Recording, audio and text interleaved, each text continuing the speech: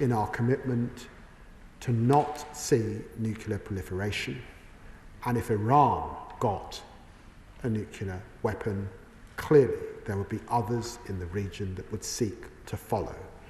And so it's a sober commitment that really begins 80 years ago that we must see to completion in relation of their ambitions.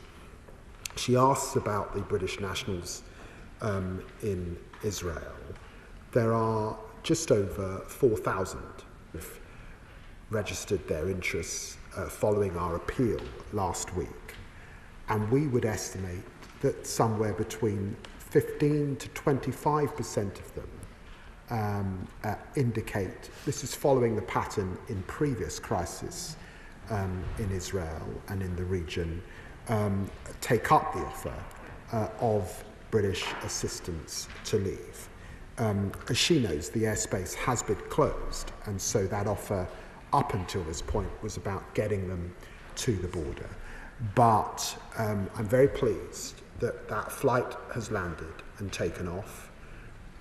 We hope to work with the Israeli government on further flights in the area.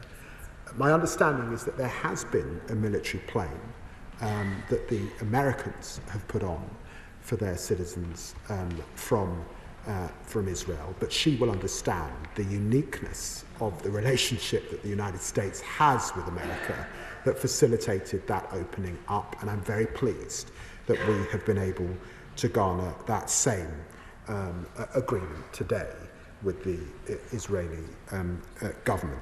This is an ongoing and fast-moving situation. She has heard what I have advised British nationals in Qatar today, and of course we keep this under close review, and there may need to be further updates over the course of the next few days.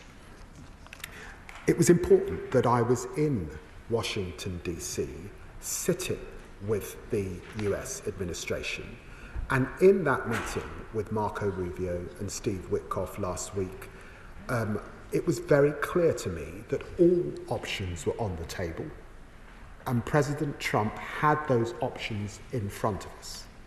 I, of course, discussed with them in detail the trip that I would be making alongside my French, German, and the European High Representative in Geneva, and they were keen and hopeful that that might be successful. It was not successful.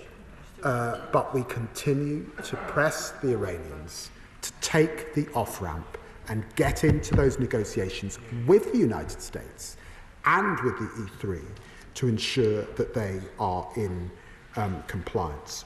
She asks about the legal advice. That must rightly be a matter for the US government in relation to their action.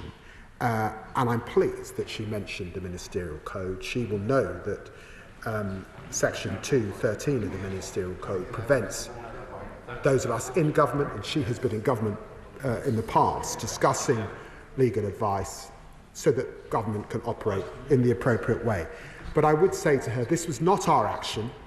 We have been clear that we were not involved. She asked also whether we had any request from the US government. We did not get such a request, but we were notified before the action took place. She asked also about state threats, and it is right to say that we have thwarted 20 such state threats since 2022 in this country, and she will know, including the highest tier that we put Iran on for national interference, that we take the threats from Iran very seriously, and we are reviewing and will come forward with legislation in the coming months in relation to the gaps that Sir John Hall found in how we deal with state threats in our country. The Select Committee, Dame Emily Thornbury. Thank you very much, Mr. Speaker. The only way to stop Iran from building a nuclear bomb is a deal. There cannot be a deal without negotiations, and there cannot be negotiations without trust. And given that President Trump tore up the first nuclear deal and is now acting alongside Israel, whose attack last week ended the US-Iran negotiations for a new nuclear deal, And given that the war aims of this campaign are so unclear, an emboldened Netanyahu government is calling for a regime change, and President Trump is hinting at it too, it can be difficult to see how in all those circumstances there can be negotiations based on trust. Does the Foreign Secretary agree that Britain must continue to play a role in these negotiations, even though they must seem an incredibly difficult and challenging prospect? Foreign Secretary. Well, I'm very grateful to my right honourable friend, the Chair of the Foreign Affairs Committee, for her question. And it goes to the heart of where the UK should be